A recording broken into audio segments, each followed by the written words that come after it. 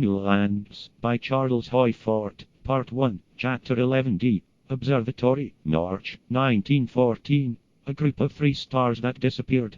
If 3 stars disappeared at once, they were acted upon by something that affected all in common. Try to think of some one force that would not tear the Siebel into visible rags, that could blot out 3 stars if they were trillions of miles apart.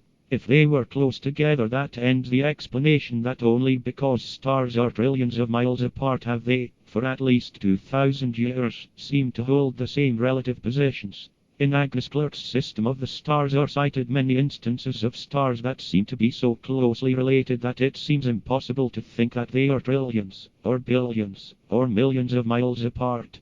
Such formations as 7 aligned stars appearing to be strung on a silvery filament. There are loops of stars in the cluster in Origa, lines and arches in Ophiuchus, zigzag figures in Sagittarius.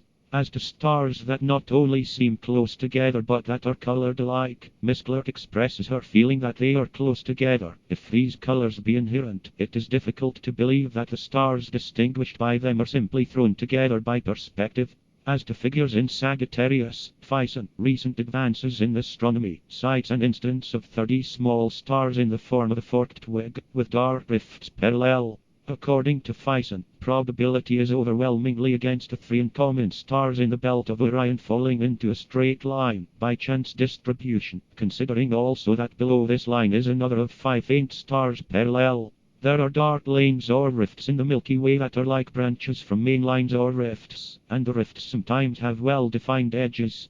In many regions where there are dark rifts there are lines of stars that are roughly parallel. That it is not distances apart that have held the stars from changing relatively to one another, because there are hosts of indications that some stars are close together, and are, or have been, affected, in common, by local formative forces.